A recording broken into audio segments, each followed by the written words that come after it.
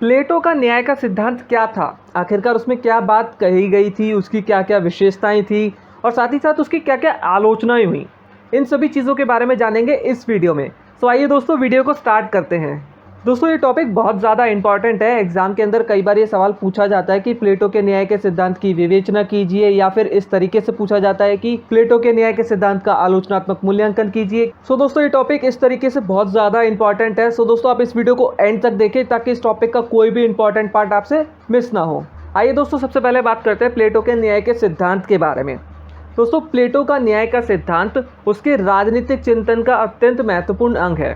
दोस्तों इसका मतलब ये हुआ कि जैसे कि प्लेटो ने कई सारे विचार दिए, शिक्षा का सिद्धांत, आदर्श राज्य का सिद्धांत और जैसे दार्शनिक शासक का सिद्धांत, कुछ उसी तरीके से प्लेटो का न्याय का सिद्धांत भी उसके राजनीतिक चिंतन का सबसे इम्पॉर्टेंट पार्ट है। दोस्तों वह अपने आदर्श राज्य को एक ऐसे न्याय के सिद्धांत पर आधारित करना चाहते थे जो राज्य को एकता प्रदान करे, नागरिकों को घोर व्यक्तिवाद के प्रभाव से बचाए और राज्य को स्थिरता प्रदान करे।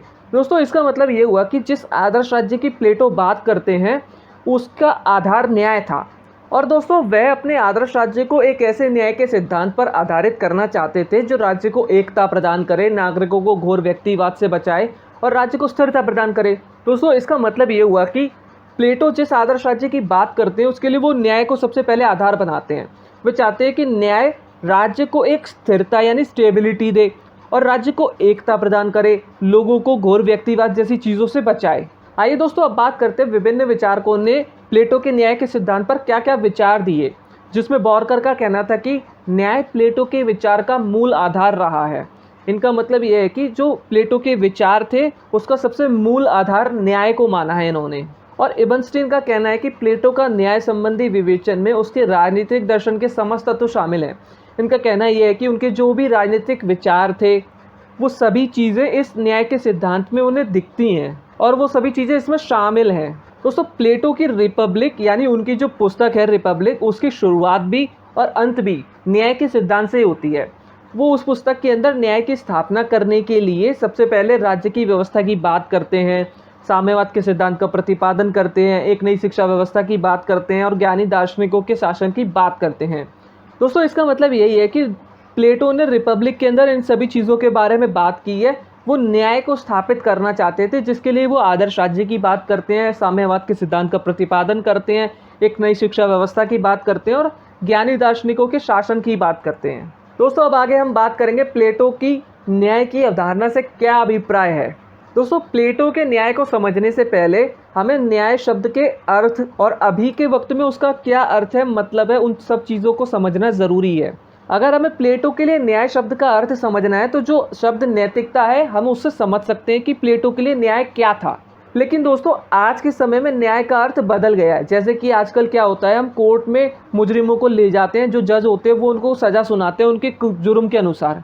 लेकिन प्लेटो के अनुसार न्याय का अर्थ सिर्फ इतना सा था कि मनुष्य अपने उन सभी कर्तव्यों का पूरा पालन करे जिनका पालन करना समाज की दृष्टि से किया जाना आवश्यक है। दोस्तों इसका मतलब यही है कि प्लेटो सिर्फ इतना मानते थे कि व्यक्ति अपने सभी कर्तव्यों का पूरी तरीके से पालन करे जिनको समाज की दृष्टि से करना ज़रूरी है। यही चीज़ उनके लिए न्याय थी। दोस्तों प्लेटो ने अपने न्याय संबंधी धारणा को प्रतिपादित करने के लिए उस समय में जो न्याय के सिद्धांत चल रहे थे उनका खंडन किया। पहला था परंपरावादी सिद्धांत, दूसरा था उग्रवादी सिद्धांत, तीसरा था ग्लूकोन का व्यवहारिक सिद्धांत। इसका मतलब दोस्तों यही हुआ कि प्लेटो अपने न्याय के सिद्धांत को जब स्थापित करने के बारे में सोच रहे थे, जब बात कर रहे थे, तो उस समय में जो न्याय के सिद्धांत चल रहे थे उनका उन्होंने खंडन किया। आइए दोस्तों अब बात करते हैं प्लेटो के न्याय के सिद्धांत के बारे में कि असल में प्लेटो की नज़र में न्याय क्या है। दोस्तों सीफॉक्स, थ्रेसिमैक्स, ग्लूकोन ये कुछ विचारक थे जिन्होंने न्याय को लेकर कई विचार दिए। इनमें समानता ये थी कि ये लोग न्याय को बाहरी वस्तु मानते थे, लेकिन प्लेटो इसके बिल्कुल विपरीत थे।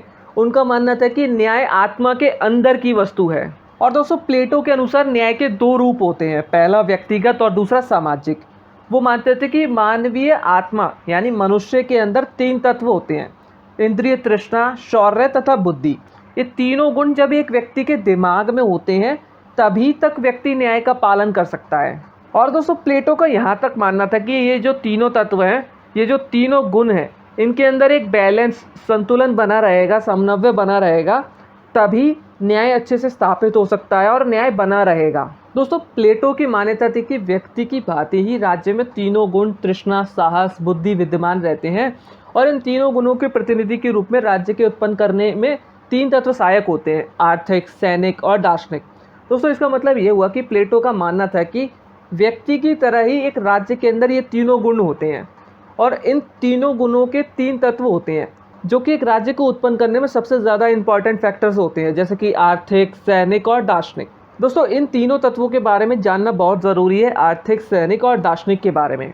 दोस्तों सबसे पहले बात करेंगे आर्थिक पहलू के बारे में, फिर बात करेंगे सैनिक के बारे में और लास्ट में बात करेंगे दार्शनिक के बारे में। दोस्तों सबसे पहले बात करते हैं आर्थिक तत्व के बारे में। मनुष्य अपनी मूलभूत आवश्यकताओं को पूरा नहीं कर सकता। ये अनेक व्यक्तियों के सहयोग से तभी पूरी हो सकती हैं जब समाज इन्हें पूरा करने के लिए आर्थिक श्रेणियां बनाई जाएं।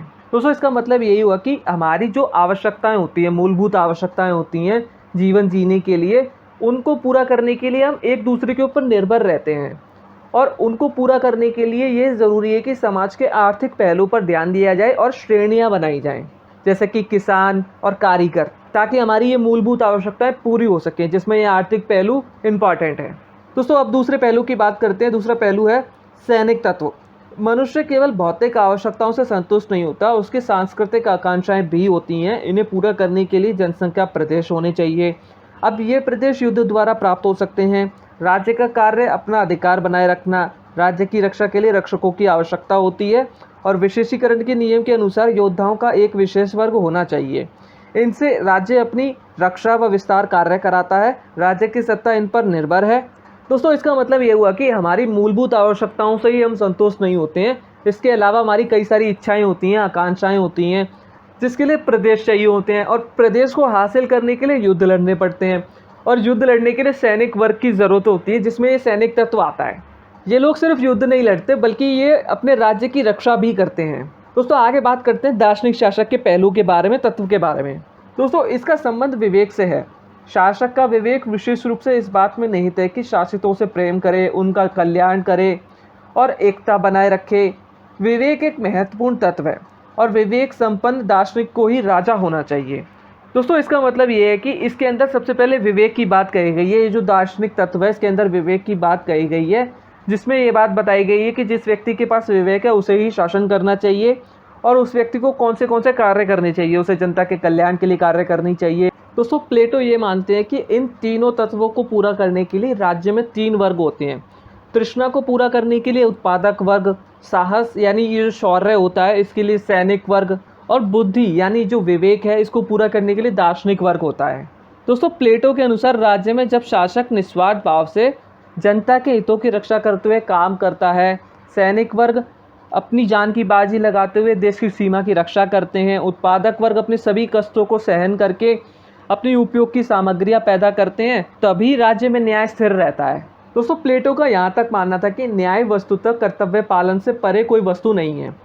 राज्य के तीनों वर्ग दार्शनिक शासक, सैनिक वर्ग, उत्पादक वर्ग द्वारा अपने अपने कार्य क्षेत्र में विशिष्टता प्राप्त कर लेना, कर्तव्यों का पालन करना ही न्याय है।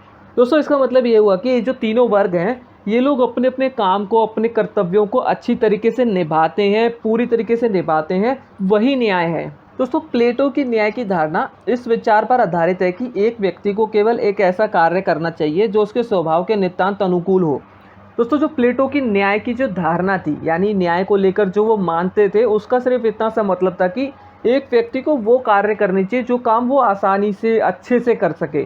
दोस्तों प्लेटो के राजनीतिक चिंतन का सबसे पहला उद्देश्य था कि आदर्श राज्य की रूपरेखा तैयार करना। वे अपने आदर्श राज्य को उसके रास्ते में आने वाली कमजोरियों और बाधाओं से बचाना चाहते थे, जिसके लिए उन्होंने न्याय के सिद्धांत की रचना की। कुल मिलाकर कहने वाली बात यह है कि उन्होंने रिपब्लिक के अंदर इन सभी चीज़ों की बात की है और आदर्श राज्य की वो स्थापना करना चाहते थे और आदर्श राज्य को कमजोरियों से बचाने के लिए उन्होंने न्याय के सिद्धांत की बात करी। दोस्तों प्लेटो का जो न्याय का सिद्धांत है वो नैतिक तथा मानसिक है। इसके दो पहलू हैं, सामाजिक और व्यक्तिगत। सामाजिक पहलू में ये दूसरों के कार्यों में हस्तक्षेप न करने से है। दूसरा पहलू है व्यक्तिगत, व्यक्ति अपना काम अपने कार्य क्षेत्र में रहते हुए करे। तो दोस्तों इस बात का मतलब ये हुआ कि प्लेटो चाहते थे कि एक व्यक्ति को वो कार्य करने चाहिए जो वो कर सके और अपने सभी कर्तव्यों का वो पूरी तरीके से पालन करे और किसी दूसरे के काम में वो हस्तक्षेप ना करे, यानी टांग ना अड़ाए, तो ही न्याय स्थिर रह सकता है राज्य के अंदर। और राज्य के अंदर न्याय की स्थापना की जा सकती है और आदर्श राज्य स्थापित किया जा सकता है। आइए दोस्तों, अब बात करते हैं प्लेटो के न्याय के सिद्धांत की विशेषताओं के बारे में। इसमें सबसे पहला है तीनों गुणों का समावेश। इसमें तीनों गुणों का समावेश है, जैसे कि वो बात करते हैं इंद्रिय तृष्णा, साहस व बुद्धि। राज्य में ये तीनों तत्व होते हैं, यानी तीनों गुण होते हैं। इन तीनों गुणों का प्रतिनिधित्व करने वाले 3 वर्ग होते हैं, जैसे कि सैनिक वर्ग, उत्पादक वर्ग और शासक वर्ग। दोस्तों, प्लेटो का यहाँ तक मानना था कि इन तीनों वर्गों के बीच में जो संतुलन है वही न्याय है। इसके बाद बात करते हैं दोस्तों दूसरे पहलू की, नैतिक सिद्धांत। प्लेटो का जो न्याय का सिद्धांत है वो नैतिक है और सर्वव्यापी है। इसमें सभी कर्तव्यों के बारे में बात की गई है कि व्यक्ति को कौन से काम करने चाहिए, उसे कौन सा काम नहीं करना है। जैसे कि मैंने आपको बताया कि प्लेटो ने बोला कि एक व्यक्ति को वही काम करना चाहिए जो उसे आता है और वो अच्छे से कर सके, और साथ ही साथ वो किसी दूसरे के काम में दखल ना दे, यही न्याय है। दोस्तों, तीसरा पॉइंट है न्याय आंतरिक तत्व। प्लेटो के अनुसार जो न्याय है वो एक आंतरिक तत्व माना है, जो कि इसकी एक विशेषता है। दोस्तों, अगला पॉइंट है कार्य विशिष्टता का सिद्धांत। न्याय सिद्धांत कार्यों के विशिष्टीकरण का प्रतिपादक है। प्रत्येक व्यक्ति के जीवन का उद्देश्य श्रेष्ठता की प्राप्ति है। यह तभी संभव हो सकता है जब लोग प्राकृतिक क्षमता के आधार पर काम करें। दोस्तों, इसका मतलब यह है कि प्लेटो ने जैसे बताया कि एक व्यक्ति को वही काम करना चाहिए जो प्राकृतिक रूप से वो कर सकता है, यानी अच्छे से और सही से वो काम कर सकता है। इस तरीके से जो कार्यों का विभाजन हुआ, कार्य बांटे गए लोगों के बीच में कि उत्पादक वर्ग को ये काम करना चाहिए, सैनिक वर्ग को ये काम करना चाहिए, शासक वर्ग को ये काम करना चाहिए, कुछ इस तरीके से ये इसकी एक विशेषता है। दोस्तों, इसमें अगला पॉइंट है अहस्तक्षेप का सिद्धांत। जैसे कि मैंने आपको बताया कि व्यक्ति को अपनी प्राकृतिक क्षमता के अनुसार वही काम करना चाहिए जो वो अच्छे से कर सके, और वह किसी दूसरे के काम में दखल ना दे। इस तरीके से इसके अंदर अहस्तक्षेप के बारे में बात की गई है कि किसी व्यक्ति को हस्तक्षेप नहीं करना चाहिए, यानी दखल नहीं देना चाहिए किसी दूसरे के काम में। इसके बाद दोस्तों, ये अति व्यक्तिवाद का विरोधी है। प्लेटो का जो न्याय का सिद्धांत है वो अति व्यक्तिवाद यानी व्यक्तिवाद का विरोध करता है, और उसका मानना सिंपल सा ये था कि व्यक्ति और राज्य दोनों का एक ही लक्ष्य है कि वो श्रेष्ठ जीवन को प्राप्त करें, यानी अच्छा जीवन जीने का उन दोनों का एक जैसा जो लक्ष्य है वो उसको प्राप्त करें। दोस्तों, इसमें अगला पॉइंट है मनोवैज्ञानिक आधार। जैसे कि वो एक मनोवैज्ञानिक तत्व दे रखा है, जैसे कि व्यक्ति को अपनी प्राकृतिक क्षमता के अनुसार काम करना चाहिए, जो कि इसका एक मनोवैज्ञानिक आधार है और जो कि इसकी एक विशेषता है। दोस्तों, इसमें सबसे आखिरी पॉइंट है दार्शनिक शासक। दोस्तों, न्याय की प्राप्ति के लिए सबसे पहला पॉइंट ये ज़रूरी है कि राज्य की जो शासन व्यवस्था है वो एक विवेकशील और निस्वार्थी व्यक्ति के हाथ में हो, जिसके लिए उसने दार्शनिक शासक की बात की थी और एक तीसरे वर्ग की बात की थी, जो कि इसकी अपने आप में एक सबसे इम्पॉर्टेंट विशेषता है। सो दोस्तों, ये न्याय के सिद्धांत की कुछ इंपॉर्टेंट विशेषताएं हैं जो कि एग्जाम के लिए बहुत ज़्यादा इंपॉर्टेंट है। आइए दोस्तों, अब बात करते हैं प्लेटो के न्याय के सिद्धांत की आलोचना के बारे में। आखिरकार उसकी क्या क्या आलोचनाएं हुई हैं। दोस्तों, इसमें सबसे पहला पॉइंट है कि न्याय को कानूनी धारणा ना मानकर नैतिक धारणा मानना। इसमें दोस्तों कुछ आलोचकों का ये भी मानना था कि न्याय कानूनी न्याय नहीं है प्लेटो का। इसके अंदर वो आत्मसंयम, आत्मनिषेध आदि ऐसे नैतिक सिद्धांतों पर आधारित है ये। और उनका ये भी मानना था कि शक्ति के अभाव में ये जो सिद्धांत है, न्याय का सिद्धांत, बिल्कुल निष्क्रिय है। इसका मतलब दोस्तों यही है कि जो प्लेटो ने न्याय का जो सिद्धांत दिया वो बिल्कुल नैतिक है, उसका कोई कानूनी पहलू नहीं है, यानी कि उसके अंदर कोई रूल्स एंड रेगुलेशंस नहीं है। जब तक किसी राज्य के अंदर कोई रूल्स एंड रेगुलेशंस नहीं होंगे लोगों को कंट्रोल करने के लिए, तब तक वो न्याय कैसे स्थापित हो सकता है। दोस्तों, इसके बाद बात करते हैं दूसरे पॉइंट की, व्यक्ति को राज्य के अधीनस्थ बना देना। इसमें क्या होता है, व्यक्ति को राज्य के पूरी तरीके से अधीन कर दिया गया है, व्यक्ति के हाथ पैर बंधे हुए हैं, व्यक्ति को राज्य के हित साधन के लिए यंत्र माना जा रहा है। जैसे कि दोस्तों मैंने आपको बताया ऊपर कि इसके अंदर क्या है कि राज्य के अधीन बना दिया व्यक्ति को, कि राज्य के सभी चीज़ों का उसका पालन करना पड़ेगा, जितने भी उसके कर्तव्य हैं उन सबका उसको पालन करना पड़ेगा। और जो राज्य है अपने हितों की पूर्ति के लिए जो व्यक्ति है उसको एक यंत्र की तरह देख रहा है, जिसमें कि राज्य अपने हितों को पूरा करने में लगा हुआ है, जिसकी वजह से प्लेटो ने अपने न्याय के सिद्धांत के अंदर व्यक्ति को बिल्कुल राज्य के अधीन कर दिया है कि उसको सभी कर्तव्यों का पालन करना है। इसके बाद बात करते हैं दोस्तों तीसरा पॉइंट की। तीसरा पॉइंट है अत्यधिक पृथकीकरण। दोस्तों, जो प्लेटो का राज्य है वो वर्गीकरण की बात करता है, इसमें वो कार्यों का विभाजन करता है, वर्गों का विभाजन करता है। इस वजह से इसमें बहुत ज़्यादा पृथकीकरण किया हुआ है। जैसे कि मैंने आपको बताया कि 3 गुण होते हैं, फिर उनके 3 तत्व होते हैं, उन तीनों तत्वों को पूरा करने के लिए 3 वर्ग अलग अलग होते हैं। इस तरीके से जो उसने अपने राज्य का विभाजन कर रखा है, वर्गीकरण कर रखा है, ये इसकी एक सबसे बड़ी आलोचना है। इसके बाद बात करते हैं दोस्तों चौथे पॉइंट की। चौथा पॉइंट है प्रजातंत्र विरोधी। दोस्तों, जो प्लेटो का न्याय का सिद्धांत है वो अप्रजातांत्रिक है, ठीक है। इसमें एक वर्ग को सारी शक्तियाँ दे दी गई हैं जो कि अल्पसंख्यक है, और जो बहुसंख्यक है उन लोगों को इस चीज़ से वंचित रखा गया है। जैसे मैंने आपको लास्ट पॉइंट पे बताया, कामों का विभाजन कर दिया, वर्गों का विभाजन कर दिया कि इन लोगों को यही काम करना होगा और करना पड़ेगा। इस तरीके से ये जो विभाजन किया है और कुछ लोगों को शक्ति दे दी और बाकी के लोगों को उससे वंचित कर दिया है, मतलब उन लोगों के पास नहीं है। इस तरीके से ये जो सिद्धांत है प्रजातंत्र विरोधी है, जो इसकी सबसे बड़ी आलोचना है। दोस्तों इसमें अगला पॉइंट है विरोधाभास। एक तरफ राज्य के 3 वर्ग एक दूसरे के कार्य क्षेत्र में हस्तक्षेप नहीं करते, लेकिन व्यवहारिक तौर पर विवेक का प्रतिनिधित्व करने वाले दार्शनिक शासक को 2 वर्गों के कामों में हस्तक्षेप करने का ही नहीं बल्कि उसको नियंत्रित करने का भी अधिकार दिया हुआ है। जैसा कि दोस्तों मैंने आपको बताया कि जो दार्शनिक वर्ग है उसका शासन करने का कार्य है, यानी वो देखेगा कि काम सब सही से हो रहा है नहीं हो रहा है, तो वो उन 2 वर्गों को कंट्रोल भी कर रहा है और उनके कामों में हस्तक्षेप भी कर सकता है। तो इन दोनों चीज़ों में बहुत विरोधाभास है। एक तरफ वो कह रहे हैं कि हस्तक्षेप नहीं करना चाहिए, और एक तरफ एक व्यक्ति को सारे अधिकार देकर इतना छूट दे दिया गया है कि वो किसी के भी काम में हस्तक्षेप कर सकता है, उन्हें कंट्रोल कर सकता है। दोस्तों इसमें अगला पॉइंट है दंड व्यवस्था का अभाव। प्लेटो के न्याय के सिद्धांत में व्यक्ति के अधिकारों, उसकी स्वतंत्रताओं आदि की कोई व्याख्या नहीं की गई है, न व्यवस्था की गई है। प्लेटो ये तो कहता है कि कोई किसी दूसरे के कार्य में हस्तक्षेप नहीं करेगा, लेकिन इस बात की व्यवस्था नहीं करता यदि कोई व्यक्ति हस्तक्षेप करता है तो उसका क्या करना चाहिए। दोस्तों इस बात का मतलब ये है कि जो सभी व्यक्ति हैं, यानी जो बहुसंख्यक वर्ग है, जो बाकी के 2 वर्ग हैं, उनके पास उनकी जो स्वतंत्रता है, कुछ अधिकार नहीं है उनके पास, इस चीज़ की कोई व्यवस्था नहीं करी गई। और मान लेते हैं जैसे कि प्लेटो ने कहा कि कोई भी व्यक्ति किसी के कार्य में हस्तक्षेप नहीं करेगा, लेकिन मान लेते हैं अगर कोई किसी के कार्य में हस्तक्षेप करता है तो उसको क्या दंड देना चाहिए, इसके बारे में प्लेटो ने कुछ नहीं बताया हुआ है। प्लेटो के न्याय के सिद्धांत में इन सभी चीज़ों के बारे में बात नहीं की गई है। सो कुल मिलाकर प्लेटो की ये कुछ आलोचनाएं हुई हैं प्लेटो के न्याय के सिद्धांत की। दोस्तों ये क्वेश्चन बहुत ज़्यादा इंपॉर्टेंट है। उम्मीद करता हूँ कि ये टॉपिक आपको अच्छे से समझ में आया होगा।